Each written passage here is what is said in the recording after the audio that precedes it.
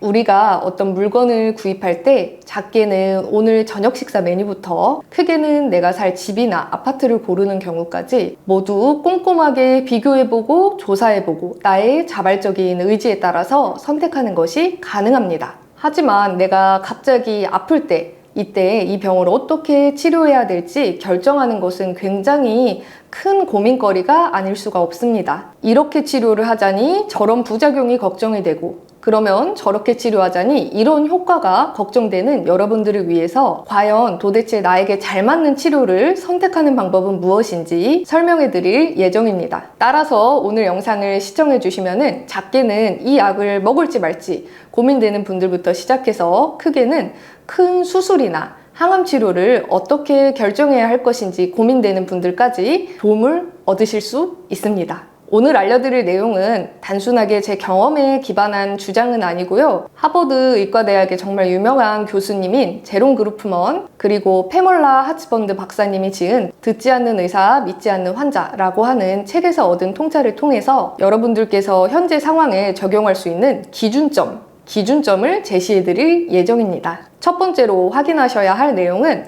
나의 성향과 의사의 성향입니다. 오늘 영상 끝까지 시청하시면 여러분들께서는 최대주의자 그리고 최소주의자라는 개념을 이해하실 수 있게 됩니다. 먼저 최대주의자란 어떤 질병을 치료하기 위해서 최선의 선택지가 있다는 것을 믿고 있는 경향이 강하며 나의 병을 제거하기 위해서 최대한 많은 치료를 받으려는 경향이 있는 분들을 의미합니다. 예를 들어 건강검진상에서 고지혈증 소견이 나왔다고 한번 가정을 해보겠습니다. 최대주의자라면은 고지혈증 약을 먹어서 확실히 다음 혈액검사상에 수치가 떨어질 수 있다고 한다면은 고지혈증 약을 먹었을 때 생기는 부작용이 이렇다 저렇다라는 설명을 듣더라도 일단 그 부작용이 모든 사람에게 다 일괄적으로 나타나는 정도는 아니다 라고 한다면은 고지혈증 약을 먹는 쪽으로 선택하는 분을 최대주의자라고 할 수 있습니다. 최소주의자라고 한다면 어떠한 병을 치료함에 있어서 정말 말 그대로 최소한의 치료만을 하려고 하는 경향이 있습니다.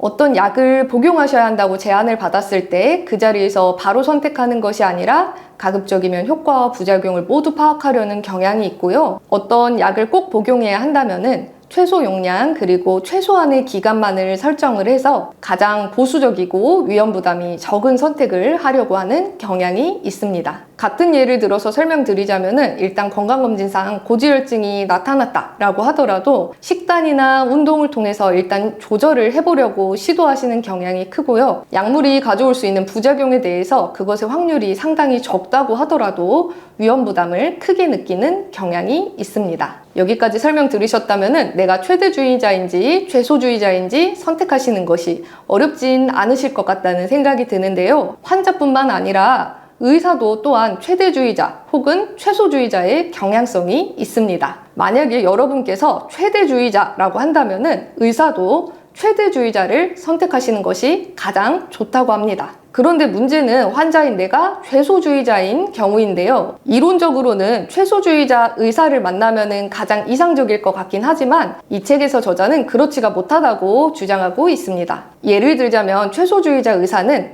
이런 치료에는 이런 부작용이 있고 저런 치료에는 저런 부작용이 있습니다. 알아서 선택하세요. 라는 식의 제스처를 취하는 경우가 많은데요. 만약에 여러분들께서 가벼운 병이 아니라 중병을 앓게 되었는데 의사가 이런 입장을 취한다 라고 한다면은 여러분이 최소주의자라고 하더라도 이 의사의 의견이 굉장히 여러분들 마음에 안심을 준다든지 불안감을 해소시켜 준다든지 그런 역할은 하기 어렵다고 이야기하고 있습니다. 환자가 지금 상황을 정확하게 직시하고 가장 합리적이고 효과적인 치료를 선택할 수 있도록 돕는 의사는 반대할 것은 명확하게 반대하는 의사라고 저자는 이야기합니다. 간단한 소화불량이나 근육통 정도가 아니라 굉장히 크고 중대한 병을 장기간에 걸쳐서 치료해야 하거나 수술을 앞둔 경우에는 믿을만하고 마음 편한 주치의를 찾는다는 것이 어쩌면 굉장히 쉽지 않을 수 있습니다. 따라서 오늘 알려드린 최대주의자, 최소주의자 개념을 적용해서 나에게 잘 맞는 주치의가 누가 될 것인지 한번 고민해보는 시간을 가져보셨으면 좋겠습니다. 오늘 영상에서는 주치의를 선택하는 방법에 대해서 설명드렸다면 다음 영상에서는 나하고 잘 맞는 병원을 선택하는 방법에 대해서 알려드릴 예정입니다. 듣지 않는 의사, 믿지 않는 환자라고 하는 이 책은 사실 내용이 좀 어렵고 읽기 쉬운 책은 아니긴 합니다. 그렇지만 내가 환자로서 오늘 얘기를 들어보니 최소주의자에 해당한다 라고 하신다면은 조금 시간을 내어서 이 책을 읽는 게 굉장히 도움이 되실 수 있다는 생각이 듭니다. 긴 영상 시청해 주셔서 감사합니다. 건강한 하루 되세요.